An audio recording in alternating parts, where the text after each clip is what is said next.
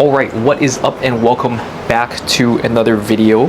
So it's been a couple weeks since I've done a physique update just because of my body imploding and then also with New Year's and everything. So figured I'd get back on track with that. So I'll find a place to put down my mic here. Oh yeah, also real quick, look at that. It's snowing. It's a Christmas miracle, or rather it's a New Year's miracle here. But anyways, let me get that set back down here. And yeah, let's proceed with the physique update.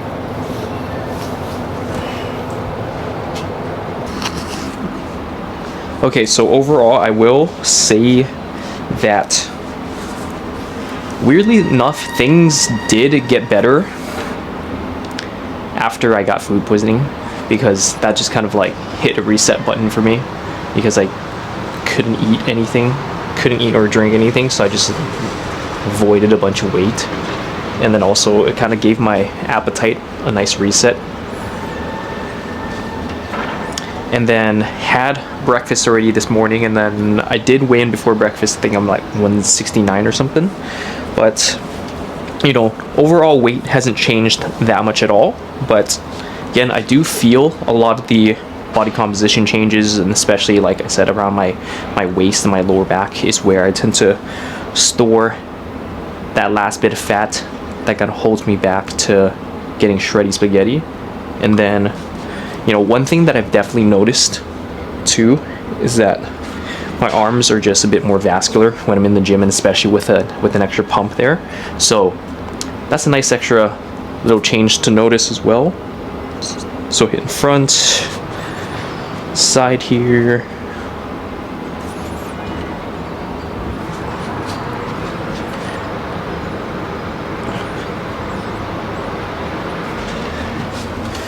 Hitting the other side.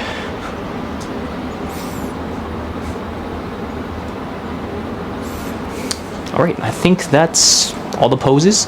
So yeah, that's the quick little physique update, and catch you in a bit. Alright, what is up? We are once again out here on the streets of New York City, and as you can see, it is snowing even harder than it was earlier, so I wasn't lying to you. But so I don't know how much longer I can hold this, because I know my fingers and hands are going to freeze if I keep this up any longer. But I'm walking the subway right now, and I wanted to basically take a quick chat about alcohol. So we're finally getting to that alcohol episode. So I got a few minutes here, so I want to talk about that real quick. So I'll tell you what I generally tell every single client in regards to alcohol consumption and fitness. So basically, you know, first and foremost, you got to understand that alcohol is a poison to the body, right? So you can't just be like, no matter which way you want to twist it, alcohol is not good for you. It's not good. It's not conducive to your fitness goals. Certainly, it's not conducive to your health goals. So, you know, if you can and it makes sense for your lifestyle, cut that shit out completely. But if you are anything like me and millions and billions of other people, you understand that alcohol is still very much ingrained into a part of society, and you know, socially as people, we have evolved to consume alcohol, and it's a means of like celebrations and social gatherings, and it very much is the core of that. So I understand from that perspective, and I very much do practice that perspective myself. But you got to understand that if you do have health and fitness priorities, you can't just be consuming a bunch of alcohol and expecting to make a bunch of progress that way, right? So with that being said, that's my first and foremost, that's my perspective and mindset around alcohol. So I'd say use it in moderation, practice moderation. But if you are someone who has a tendency to overdrink, then try to cut it out completely. Try a challenge to, you know, dig deep down and analyze, okay, why do you feel like you need alcohol? Why are you basing so much of your life around it? And understand from that perspective and really self-reflect as to why you feel the need to consume alcohol. But I'm at the subway station, so that's my general philosophy, and then I'll kind of dive into the breakdowns of like practical application kind of stuff. So I'll talk to you in a bit.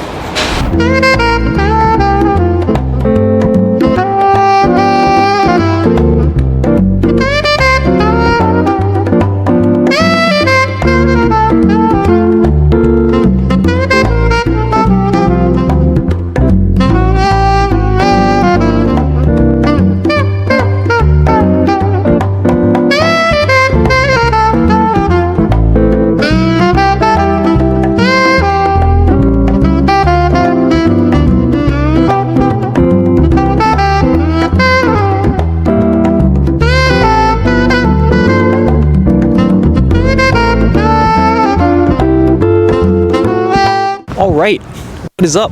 We're out here in Central Park. It is a winter wonderland out here. And actually, one sec, my hands are freaking freezing, so I'm gonna go ahead and clip this onto my jacket and continue talking from there while my hands are in my pocket. So yeah, basically my philosophy around alcohol and fat loss, and so this matters more in a fat loss and weight loss phase. Obviously, if you are bulking, if you're at maintenance, obviously you have a lot more calories to work with and you have a lot more calories to fit alcohol in there. But with that being said, this is sort of my mindset around consuming alcohol and how I utilize alcohol to not, I don't want to say to stay social, because it's not necessary to be social, but just to kind of fit it around social settings and social activities. And also I do enjoy drinking alcohol, so it's not like I'm doing this because I'm doing it because I need to be social, or I'm doing it because of my social anxiety or whatever, where, you know, that used to be the case in the past, but now I've sort of been able to work on myself and been able to work on my social skills, so I don't need alcohol to be social. But nonetheless, it's still a nice like social buffer. And then of course, like I said, I do enjoy the taste of alcohol, and I do enjoy like a good cocktail. I've learned to appreciate beer and wine a lot more, so that's where my mindset and my attitude sort of comes when I think about consuming alcohol. But with that being said, I want to, where do I want to take this first? So just the overall of like fitting alcohol into your macros. So I will always say that, and I say this to my clients too, just based on anecdotal experience and also based on anecdotal experience and then also working with other people, that alcohol, I don't feel like alcohol, the calories are necessarily, like, it's physically impossible to store alcoholic calories as fat. It's more so, I find that it's what alcohol leads people to do, right? If people will drink beer, will drink wine, will drink liquor, whatever it is that they end up drinking. You know, alcohol is not necessarily the most conducive thing towards making good choices, right? So when you are consuming alcohol, that leads you to make not the best diet choices. You know, after like a night of drinking, what do you tend to do? You tend to go out and order the greasiest and most unhealthiest thing, right? Or the day after, if you're hungover for whatever reason, the thing that usually solves hangovers is when you order a big, high calorie dense, greasy item or whatever it is that helps you get over the hangover, right? So it's not necessarily that alcohol makes you fat, it's the stuff that typically you pair with alcohol that makes you fat. So that's what I want to establish first off. And then secondly, in terms of alcohol choices, this is how I like to approach drinking alcohol as it concerns fat loss and as it also concerns health and fitness. I'm fine with drinking all three, you know, beer, wine, liquor. If I had to rate my personal preference, I would honestly choose liquor or cocktails, and then beer would be second, and then wine would be third. I've just never really gotten into wine. I'm starting to appreciate it a bit more as I hang out with some friends who prefer wine and all that kind of stuff. But personal preference, I prefer liquor, cocktails, beer, and then wine. And then it also depends on like the setting as well, and also how aggressive I am towards like my fat loss, weight loss, and also my health goals at that time. So I will typically choose beer and cocktail because I like the taste of liquor mixed in with other mixers and stuff, and so that's why I prefer cocktails. And usually I'll decide between beer and liquor or cocktails, depending on the situation. Like I find that, you know, cocktails are a little bit, generally they're a little bit smaller, so they have less volume and liquid. And you know, if you place any sort of beverage with a straw in front of me, I will literally drink it in like 5 seconds. So that's why I like opting for beer, because I can slowly sort of sip on it. So that's typically why I choose beer over cocktails, because it's something I can slowly sip on.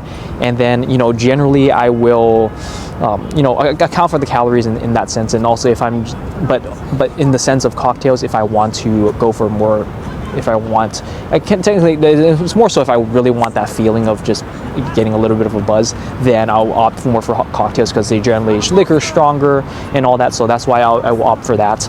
But generally, even then, when in a general like fat loss or weight loss phase, because I'm just consuming less calories and food overall, typically the buzz hits me after like 1 or 2 drinks. So that's why I don't really concern myself too much with the alcoholic choices, because when you're consuming less calories and when you're cutting and you're having a smaller body mass overall, the alcohol tends to hit you a bit quicker.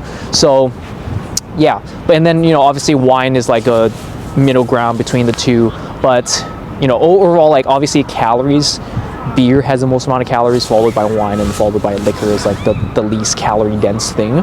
So it's all like personal preference and what you kind of choose to decide. At the end of the day, I say definitely track the alcohol that you're consuming, and then also factor in that even if you go over your calories by a few hundred due to alcohol and food consumption, like it's not the end of the world. Knowing that, you know, you can't store alcohol as fat, is as long as you make the appropriate choices even with the alcohol, that's what really matters most. And yeah, that's my general idea. And then also another thing to note in regards to liquor, generally cocktails, it's easier to cut down on the calories because liquor itself, it's not that calorie dense. And then obviously if you mix it with another low or no calorie like diet soda or soda water or something like that, that generally makes it a lot easier to fit into your macros and calories. And yeah, and then obviously you don't need the calorie macro breakdown of liquors. Just literally just look it up on like MyFitnessPal, look it up on Google or something, and just make sure to measure it out accurately, weight or whatever if you can. But that's also another thing. Depending on if you go out to drink, typically alcohol, you just have to kind of like be wary of how heavy the pours are and all that. Sometimes people, like if you go out and get like a glass of wine, they'll be like, oh, this is a standard, you think this is a standard serving of, what is it, like 5 ounces or something, but then they pour up to the full glass, and obviously that ends up being like 2 or 3. So just being mindful when you go out and being wary of alcohol serving sizes when you go out and how heavy their pours are, versus if you're pouring it at your home, you can measure it out with what they call the little jiggers, or like you can weigh it out on a food scale or something like that. So that's another thing to look out for. But yeah, other than that, that's pretty much all I can think of right now. If I have anything else, I kind of drop it as we continue the vlog here. But it is freaking freezing. I have a client session in about an hour or so, but I still gotta head home and grind on some lunch real quick and warm up, and then that's pretty much it. And then I'll see you when I see ya. Hello, how's it going? Cool. So for this exercise, for the grip width, you're gonna basically start slightly wider than shoulder width. Yeah, so hold the bar and then sit down. So lean back slightly, drive your elbows down. I want you to squeeze your armpits and drive your elbows into your hips. All right, so we out here. So I ended up finishing up my client session, working on a little bit of work, and then also doing some more research and planning for my trip to Brazil.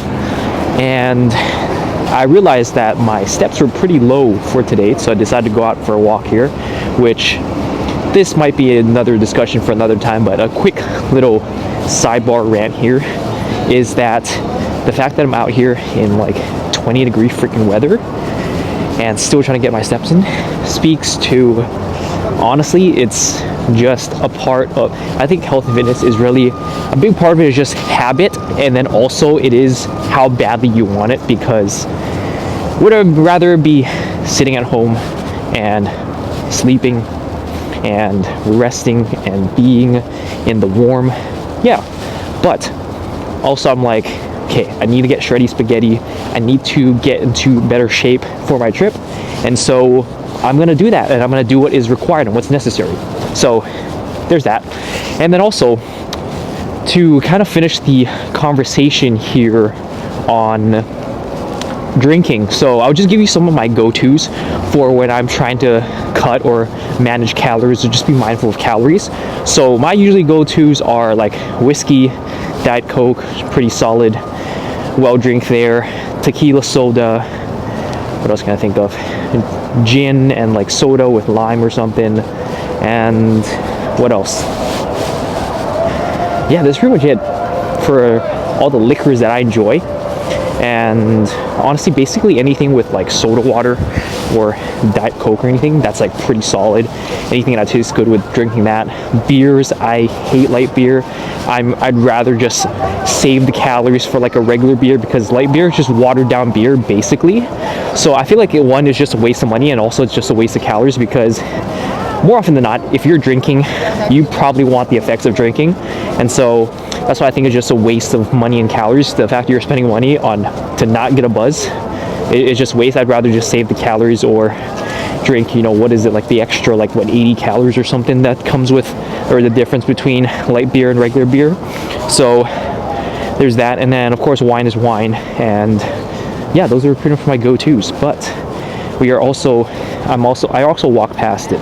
But I'm gonna leave you off with this one thing here, and it wouldn't be a YouTube video of mine if I didn't do a little bit of movie magic here. So let's get ready for it in 3, 2, and 1. Look at that Rockefeller Center tree out here, and I'll leave you off with that. I think they're taking it down in probably a week and a half or something, so I'll leave you off with that. Maybe this will be my thumbnail or something. Hopefully that's in this. Yeah, okay. Well, that pretty much wraps it up. I am freaking cold. My fingers are freezing from holding my camera here. I definitely need to get some gloves, so I've been procrastinating on that. So yeah, that pretty much wraps it up for this video. Thank you so much for watching and tuning in. Make sure to like, comment, subscribe, all that good stuff that helps the channel out. And I'll catch you in the next one. Peace out.